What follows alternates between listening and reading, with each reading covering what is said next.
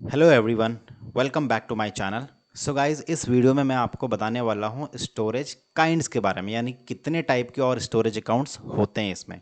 Okay, पहले मैंने आपको टाइप्स बताए थे, ये मैं काइंड्स बता रहा हूँ आपको। ओके, तो जब आप स्टोरेज अकाउंट क्रिएट करते हो तो आपको ये काइंड्स भी पूछता है कि आपको कौन से काइंड का स्टोरेज अकाउंट बनाना है। तो इसमें माइक्रोसॉफ्ट एज्योर ने 3 काइंड के अपने को स्टोरेज अकाउंट का ऑप्शन दिया है। पहला है आपका general purpose V1, general purpose V2 और लास्ट है ब्लॉब स्टोरेज। तो जनरल पर्पस V1 और V2 में ज़्यादा कुछ डिफरेंस नहीं है, सिर्फ इतना फ़र्क है कि जनरल पर्पस V1 जो है पहले यूज़ होता था और बाद में उसमें जो है माइक्रोसॉफ्ट एज्योर ने कुछ देखा कि यार इसमें कुछ फीचर्स नहीं हैं जो अपने को ऐड करने हैं, तो उन लोगों ने नए फीचर्स तो ऐड किए, लेकिन उसके साथ साथ उन्होंने एक और नामकरण दे दिया उसका, जिसे कि हम जनरल पर्पस V2 कहते हैं। तो इसमें मैंने कुछ डिफरेंसेस नोट करे हैं यहाँ पर आपकी अंडरस्टैंडिंग के लिए। जैसे कि जनरल पर्पस V1 में आपका ब्लॉब, फाइल, क्यू, टेबल और डिस्क, ये जो सर्विसेज है ये सपोर्ट करता है, जो कि मैं पहले वाले वीडियोस में बता चुका हूँ।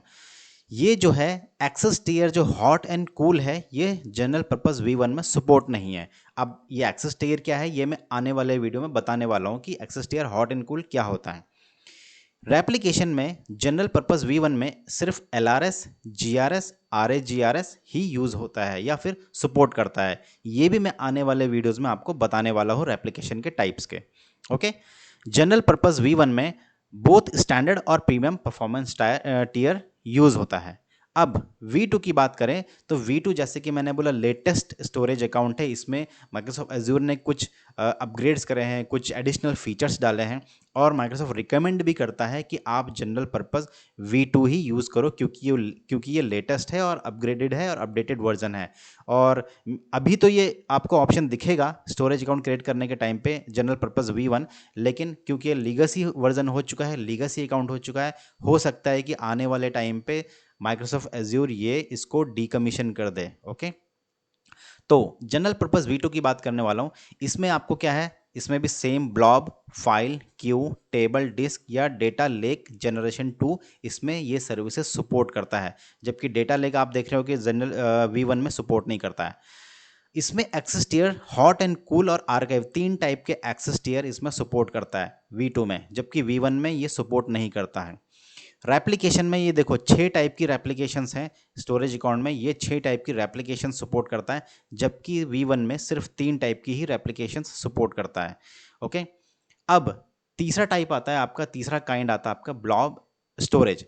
तो ये जो ब्लॉब स्टोरेज है, ये स्पेसिफिकली जो है सिर्फ अनस्ट्रक्चर्ड डेटा सेव करने के लिए ही बनाया गया है। यानी कि अगर मान लो आपको फाइल्स सर्विस यूज़ नहीं करनी है या फिर टेबल सर्विस यूज़ नहीं करनी है और आप चाहते हो कि सिर्फ अनस्ट्रक्चर्ड डेटा के लिए ही, अनस्ट्रक्चर्ड डेटा स्टोर करने के लिए ही अगर आपको स्टोरेज अकाउंट बनाना है, तो वहाँ पर आप जो है ब्लॉब स्टोरेज यूज़ करो। ओके, वहाँ पर सिर्फ आप ब्लॉब स्टोरेज ही बनाओ। तो ये सब हम तब देखेंगे जब हम इसका लैब करेंगे एक्चुअली में। बट फिलहाल अंडरस्टैंडिंग के लिए जो भी मैंने अभी तक थ्योरी वाले वीडियोस बनाए हैं उनको आप देखिए और अच्छे से समझने की कोशिश कीजिए। ओके, और ब्लॉब स्टोरेज में आपको बता चुका हूँ कि ये सिर्फ ब्लॉब यानी कि अनस्ट्रक्चर्ड डेटा ही सपोर्ट करेगा। इसमें आपका सिर्फ स्टैंडर्ड परफॉर्मेंस टियर ही सपोर्ट करता है, जबकि जनरल पर्पस V1 और V2 में आपका स्टैंडर्ड और प्रीमियम दोनों टियर सपोर्ट करता है। इसमें आपका जो है एक्सेस टियर हॉट, कूल और आर्काइव सपोर्ट करता है और V2 में भी ये सपोर्ट करता है, लेकिन V1 में ये सपोर्ट नहीं करता है। इसमें आपका जो रेप्लिकेशन है सिर्फ 3 ही टाइप की रेप्लिकेशन सपोर्ट करता है और सेम टाइप की रेप्लिकेशन आपका V1 में भी सपोर्ट करता है, जबकि V2 में आपका, जैसे कि मैंने बोला, लेटेस्ट स्टोरेज अकाउंट है, इसमें सारे के सारे रेप्लिकेशन सर्विसेज यूज़ होती है। तो ओवरऑल कहने का मतलब है कि जनरल पर्पस V1 जो है लीगसी स्टोरेज अकाउंट है और मैं रिकमेंड नहीं करूँगा कि आप इसको अपने लैब में, या फिर लैब में यूज़ कर सकते हो बट प्रोडक्शन इन्वायरमेंट में यूज़ मत करना कभी। जनरल पर्पस V2 ये लेटेस्ट स्टोरेज अकाउंट है और इसमें एडिशनल फीचर्स और सर्विसेज आपको दे रहा है और ये मोर सिक्योर भी है। और ब्लॉब स्टोरेज मैंने कि जैसे कि बताया कि सिर्फ अगर आपको अनस्ट्रक्चर्ड डेटा ही स्टोर करना है तो आप उसमें ब्लॉब स्टोरेज ही यूज़ करो। तो दोस्तों, मैं फिर से रिक्वेस्ट करूंगा कि जो भी मैं थ्योरी के वीडियोस बना रहा हूँ आप प्लीज़ उनको देखिए, अच्छे से समझिए, क्योंकि जब हम इसका लैब करेंगे तो आपको ये सारे फीचर्स आने वाले हैं वहाँ पर।